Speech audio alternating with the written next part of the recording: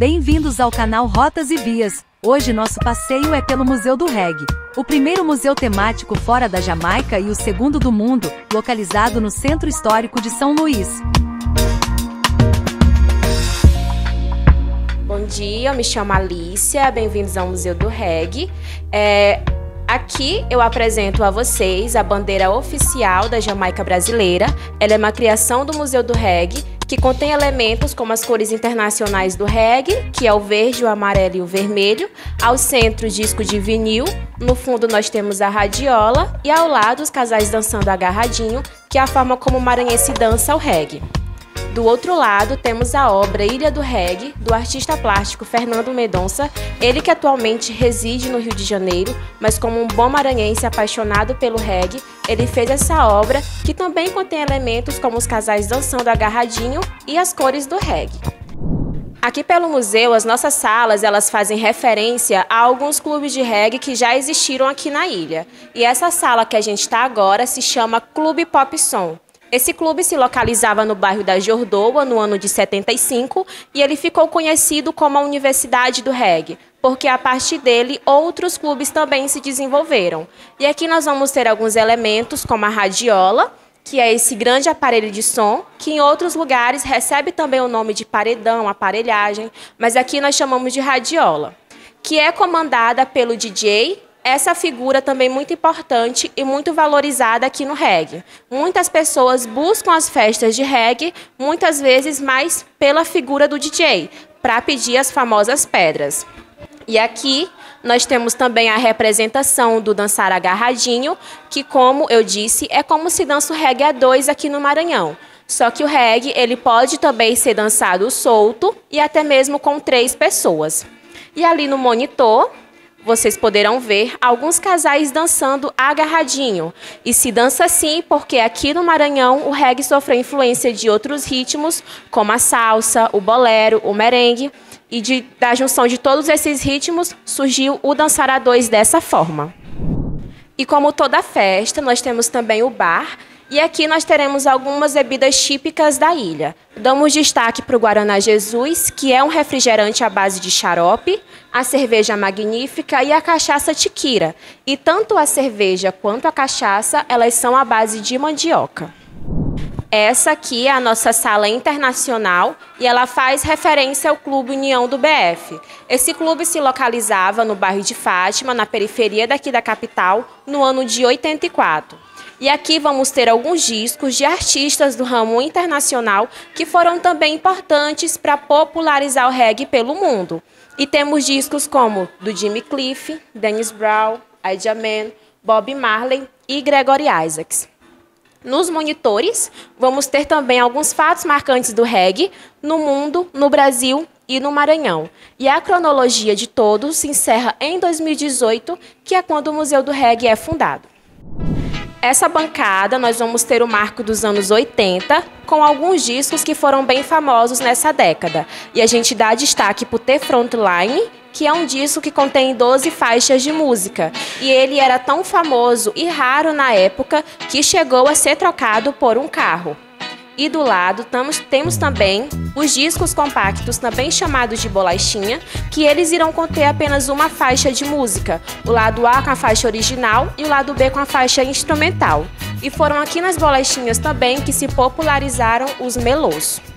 Aqui nós temos a passagem para os anos 90, que marca a digitalização das músicas, que foi quando o vinil parou de ser produzido, daí, a partir de então, as músicas passaram a ser gravadas no CD. E foi aqui também onde o reggae se tornou mais popular, pois quando ele estava no vinil, ele ficava restrito a alguns grupos, e agora aqui no CD ele se torna mais acessível. Passando para cá, temos o jornal Tambor, que foi o primeiro jornal no Brasil a falar especificamente sobre reggae.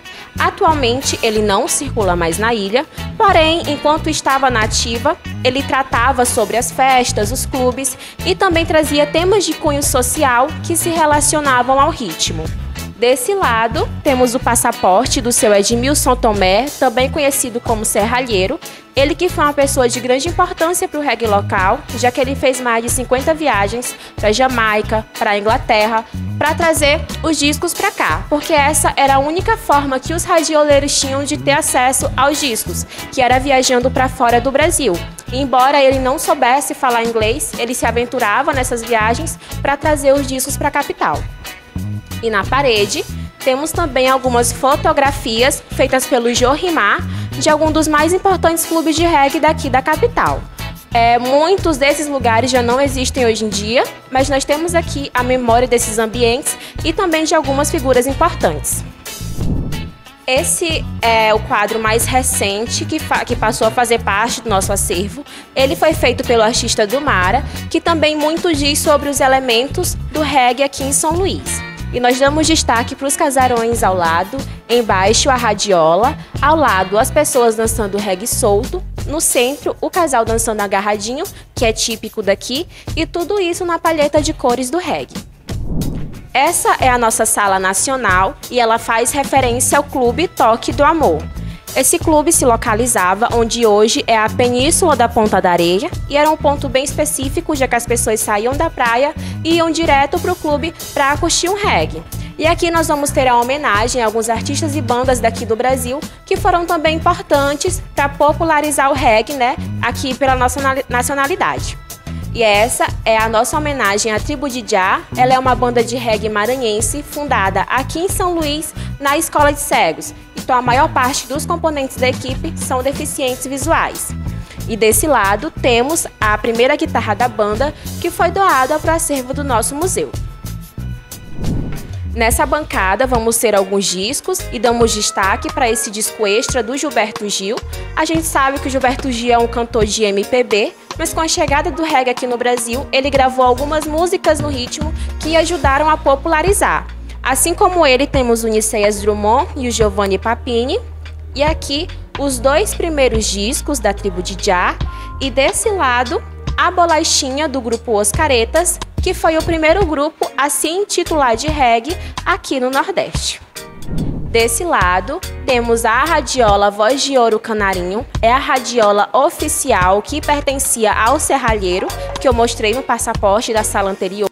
Vendo a importância que esse radioleiro teve para o reggae local, nós temos aqui essa radiola que materializa toda essa memória dele. E desse lado, temos uma foto do serralheiro operando a Voz de Ouro Canarinho. Esse é o nosso último espaço, que tem como nome Espaço Aberto, que também faz referência ao Clube Espaço Aberto. Dentre todos os lugares que eu mostrei até agora, o Espaço Aberto é o único que ainda funciona hoje em dia. Ele se localiza lá no bairro São Francisco. E aqui nesses painéis vamos ter alguns artistas, dentre eles Peter Tosh, Bob Marley, Jimmy Cliff. E também damos um grande destaque para a Célia Sampaio, que é uma cantora de reggae maranhense, também conhecida como a Dama do Reggae. Ela que nas suas letras luta contra o racismo e luta também contra o silenciamento da mulher negra, haja vista que ela foi pioneira das mulheres no reggae. E a nossa viagem se encerra aqui.